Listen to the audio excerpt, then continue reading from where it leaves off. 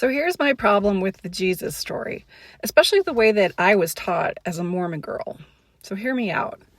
If you tell someone that their existence required a violent, sacrificial death in order for them to be reunited with the source of love, you're not just giving them a spiritual belief. You're actually giving them a framework for life that teaches them that they're inherently costed something, that they required a heavy price for their existence, that they were born into debt. And a child doesn't hear the message as symbolism or as a metaphor. They begin to internalize it as truth. And then it begins to frame their whole identity. It says, something about me required suffering in order to be acceptable. And the message is that you were born in sin. Something required an intervention for me in order to be worthy of love and belonging.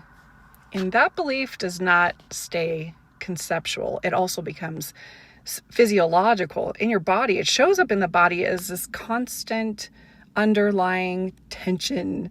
It's like an internal hum that doesn't say you're worthy of love. You're worthy of love. No, it says I need to manage myself in order to be okay. It says I need to earn love.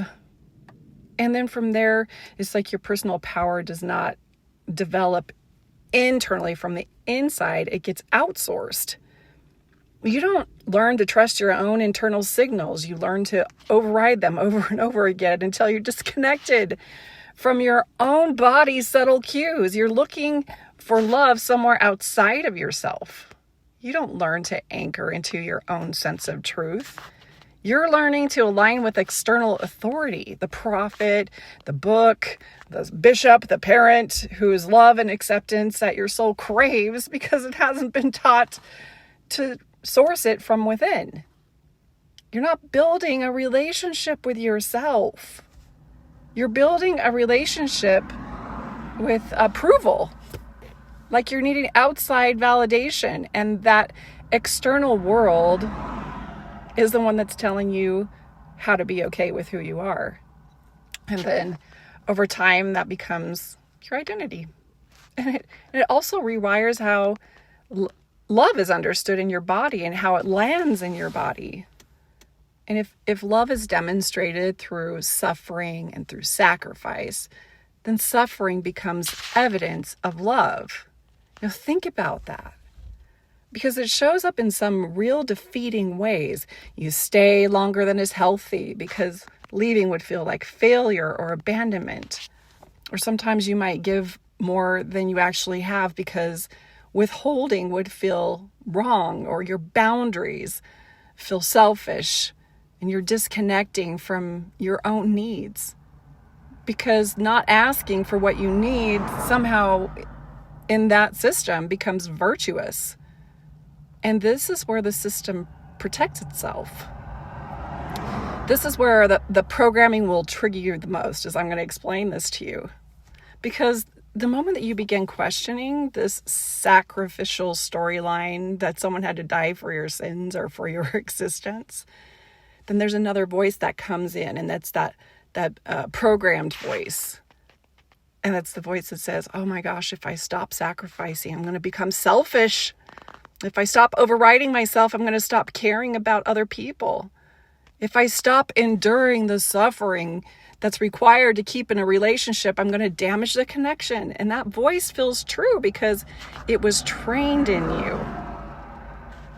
It's trained into you to keep you compliant and manageable. You were convinced that if you weren't oriented around self-sacrifice, then you would probably become a tyrant, a bitch, a monster. But it's an enslavement code. It's built into your internal hardware by the distorted messaging. It's built on a false equation, a distorted code that's hoping you would never challenge it. And that code is that the only alternative to self-sacrifice is self-centeredness. And that's the false equation. And there's this difference that was never taught to you. And that is that self-abandonment is not love. It is a loss of self in order to maintain the connection. I heard it over and over. Less of me, more of him. It was framed as humility, not to the system. To the system, it's tracked as pliability, manipulatability. That's a word. Self-responsibility is not selfishness. It's the ability to remain connected to yourself while you're also in relationship with other people. And yeah, there are moments in your life where you're going to give and you're going to stretch and you're going to show up when it's not convenient. That's all a part of being human and living in harmony with each other. It's not the narcissist saying, my needs are the only needs that matter at the expense of everyone else's inconvenience and suffering on my behalf. That's a false equivalent. The lie is that in order to live a life of love, you would need to organize your entire identity around proving your worth through sacrifice. Let's consider something a little bit more expansive, please. Love that is rooted in the truth is not going to require you to disconnect from yourself. Love means that you can care for others without your own depletion. And love means that you can stay connected without losing your identity. Love means that you can be generous in a way that aligns with you and you aren't extracted from the whole equation. Love means that you can offer support that doesn't come at the expense of your own well-being. And when you remove the belief that your existence requires suffering and sacrifice in order to make you acceptable, something inside you begins to stabilize. You're no longer trying to prove your worth through how much you can endure. You're no longer trying to prove to God that you're worthy of God's love. And you're no longer measuring your own goodness by how much of yourself you can give away. You're no longer confusing loyalty with having to erase yourself. And from that newer place, your whole internal experience changes. You can feel your own needs finally without immediately suppressing them down. And you can recognize something is not aligned with you. And you don't force yourself to stay in those situations. That means your body attunement is stronger. And you can care about other people without losing access to yourself. And that's not selfishness. That's integration. That's embodiment. That's your personal sovereignty. A more accurate orientation sounds a lot like this. My experience does not require suffering in order to be valid. And I'm not in debt to God for my existence. My worth is not proven by how much I can sacrifice and all the long suffering. My ability to love is not measured by how much I can abandon myself. I'm allowed to care for others and also remain connected to myself and my needs at the same time. And when that becomes your baseline, something opens up that wasn't available to you before.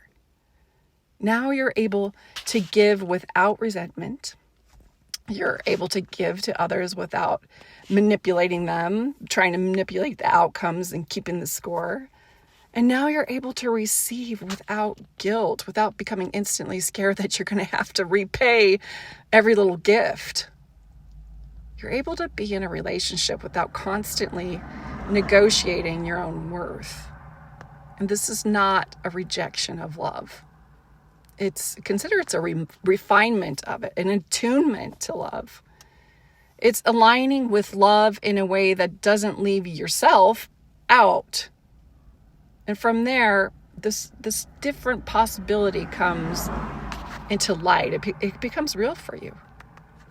That possibility is that your life is not something that needed to be justified through suffering and sacrifice and earning your worth. No.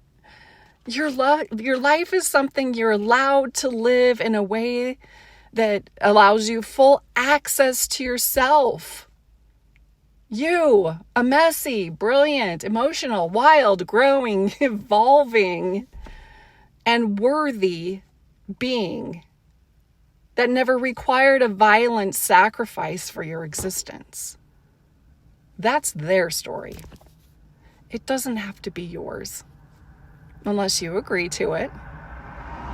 But you weren't even allowed to challenge it.